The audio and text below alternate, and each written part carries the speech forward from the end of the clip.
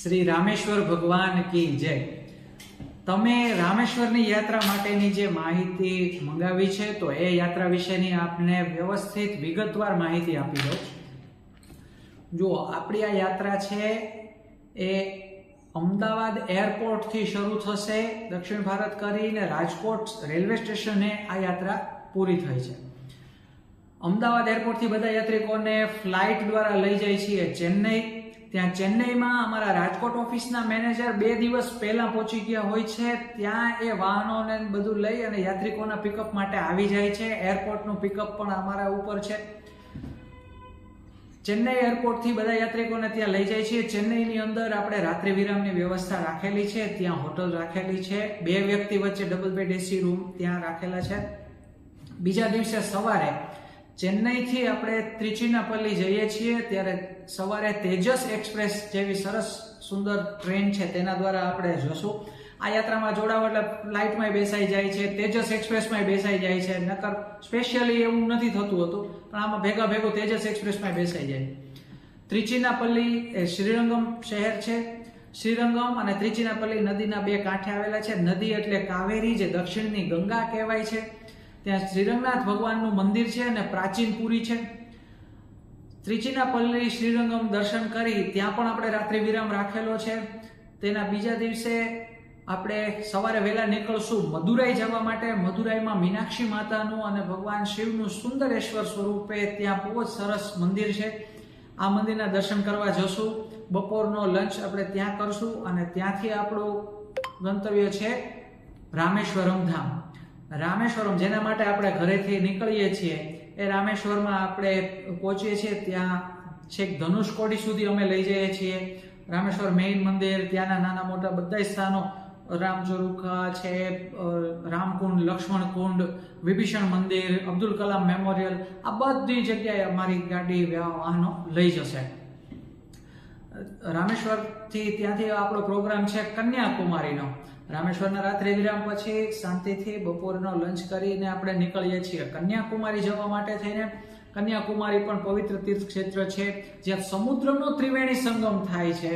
બહુ જ મહાન અને પવિત્ર સ્થાન કહેવાય। ત્યાં કરેલા જપ તપનું અનેક ગણું ફળ મળે છે। આવો લાભ લેવો જ જોઈએ અને આ વાત દર્શન કરવા જ જોઈએ। કન્યાકુમારીના દર્શન કરીએ અને ત્યાંથી પછી બીજા દિવસે સવારે, કન્યાકુમારીમાં પણ રાત્રિ વિરામ છે, એના પછી બીજા દિવસે સવારે વિવેકાનંદ રોક અને સંત તિરુવલ્લુરની પ્રચંડ પ્રતિમા છે, એ જગ્યાએ યાત્રિકો પોતાના સ્વ ખર્ચે જઈ શકે છે। ત્યાંની બોટ છે એ દરેક વ્યક્તિએ અંગત ટિકિટ લઈને જ જવું પડે છે, ત્યાં ગ્રુપ બુકિંગ નથી કરવા દેતા। ત્યાંથી એ કરી અને જો કોઈને જવું હોય તો કન્યાકુમારી લંચ કરી અને ત્યાંથી આપણે પદ્મનાભ આવીએ છીએ। ત્યાં કેરળ રાજ્ય આવી ગયું હશે।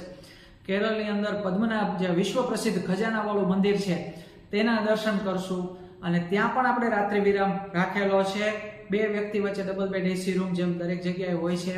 અને એના પછીના દિવસે સવારે આપણી ટ્રેન છે, તેમાં અમોએ સ્લીપર ક્લાસ ટ્રેન દ્વારા યાત્રિકોને ગુજરાત પરત આવવાની છે। રાજકોટ સુધીની ટિકિટ દરેક યાત્રિકની અમે લઈએ છીએ, જેને સુરત, વડોદરા, અમદાવાદ, સુરેન્દ્રનગર, વાંકાનેર, રાજકોટ, જેને જ્યાં ઉતરવું હોય, જે નજીક પડે ત્યાં એ ઉતરી શકે છે।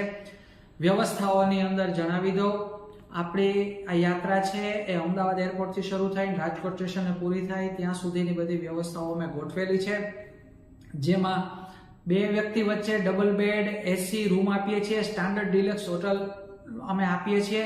તેના ફોટા પણ આપને અમે મોકલાવી આપશું કે તમે રૂમના ફોટા નજરો નજર જોઈ લો અને પછી નિર્ણય કરો। જમવાની વ્યવસ્થા 3 ટાઈમ, સવારનો ચા નાસ્તો, બપોરનું ભોજન અને રાતનું ભોજન 3 ટાઈમની વ્યવસ્થા આવી જાય છે। ફરવા માટેના વાહન છે એ એસી રહેશે, એ પણ આ ખર્ચની અંદર સામેલ છે। અને ચેન્નઈ એરપોર્ટથી આપણા જે મેનેજર આવ્યા હશે, મેનેજરની સેવાઓનો ખર્ચ પણ આની અંદર સામેલ છે। એટલે તમારે રહેવાનું, જમવાનું, ફરવાનું અને આવક જાવક બધું આની અંદર આવી જાય છે। નથી શું આવતું, કોઈ તમે હોડીમાં બેઠા, કોઈ પર્સનલ નેચરનો કોઈ ખર્ચો એ આમાં નથી આવતું હોતું, અંગત ખર્ચા નથી આવતા, બાકી રહેવાનું, જમવાનું, ફરવાનું એ બધું આમાં આવી જાય છે। વળતા ટ્રેન યાત્રા દરમિયાન આપણું રસોડું કે રેસ્ટોરન્ટ કે કંઈ સાથે હોય નહીં, એટલે ટ્રેન યાત્રા દરમિયાનનો ભોજન ખર્ચ છે અમે ટિકિટમાં ચડાવેલો નથી, પણ અમે એમાં પૂરેપૂરા મદદરૂપ આપણે થઈ શકશું. એ બાબતે તમે અમારા મેનેજર પાસેથી પણ માહિતી મેળવી શકશો. તો તમારે રસ્તામાં જમવાનું કેવી રીતે કરવું, શું કરવું, એની તમે ચિંતા કરવાની તમારે જરૂર રહેતી નથી. અમારી આ યાત્રા છે વર્ષોથી ચાલે છે. હું પોતે આ યાત્રા બિઝનેસની અંદર 26 વર્ષથી એક્ટિવ છું અને અમારે 3 પેઢીથી અમે આ કામ કરીએ છીએ. તીર્થયાત્રિકોના આશીર્વાદથી તીર્થયાત્રા ક્ષેત્રમાં અમે 1959ની સાલથી સેવારત છીએ અને ત્યારથી યાત્રિકોના ખૂબ આશીર્વાદ મેળવેલા છે. આપ ચિંતા કર્યા વગર માતાઓ, બહેનો, વડીલોને આમાં મોકલી શકો એવી આ યાત્રા છે અને અમે ધ્યાન રાખીને એમને બધાય દર્શન કરાવી દઈશું. એટલે આપ વધારાની વિગત છે આપને વોટ્સઅપ દ્વારા મળી જશે. PDF પણ આપ આખું જોઈ લેજો.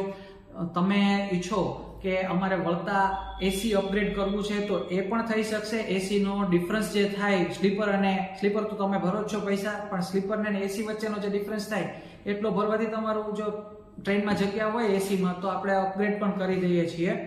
એ પણ પોસિબલ છે. તમારે વળતા ફ્લાઇટ કરવી હોય તો ટ્રેનના પૈસા વ્યવહારે અમે બાદ કરી આપીએ છીએ અને ફ્લાઇટના જે થાય એ ફ્લાઇટની ટિકિટ પોતે પણ લઈ શકો છો. જાવકની ફ્લાઇટ નંબર અમે તમને આપી દઈશું. તમારે પોતાને લેવી હોય તો તમે પણ લઈ શકો છો. અને યાત્રા દરમિયાન બસ ભગવાન રામેશ્વર ખૂબ સરસ રીતે બધાને યાત્રા કરાવે અને દર્શન આપે છે. આપ જરૂર આવો સારો સંકલ્પ કર્યો છે તો યાત્રાના સંકલ્પને પૂરો કરો. ડિસ્કાઉન્ટની સ્કીમ પણ સરસ છે. જો તમે 60 દિવસ પહેલા બુક કરાવો તો 2000 રૂપિયા ઓછા પ્રતિ વ્યક્તિ થઈ જશે. તો જો 30 દિવસ બાકી હોય તો પણ તમને 1000 રૂપિયા પ્રતિ વ્યક્તિનું ડિસ્કાઉન્ટ મળે છે. તો એ ઉપરાંત જો તમે 4 કપલ થઈ જાઓ એટલે કે 8 વ્યક્તિની સંખ્યા થઈ જાઓ તો પણ વધારાના 1000 રૂપિયા પ્રતિ વ્યક્તિ બાદ થઈ જશે. એટલે આપ આ સંકલ્પ સારો કર્યો છે તો વહેલાસર નિર્ણય કરજો. અમારું બધું બુકિંગ 90 દિવસથી 100 દિવસ પહેલા લગભગ બધાય નામ આવી જતા હોય છે. એટલે આપ થોડું વહેલું પ્લાનિંગ કરશો તો અમે તમને ખૂબ મદદરૂપ થઈ અને આપણે સરસ રીતે યાત્રા કરાવી શકીશું. બીજું કંઈ પણ હોય તો આપ સ્ક્રીન પર દેખાતા નંબર પર કોન્ટેક્ટ કરી શકો છો. અમારા કોઈ પણ પ્રતિનિધિ આપના પૂરા સપોર્ટમાં રહેશે. ખૂબ આભાર. જય રામેશ્વરમ.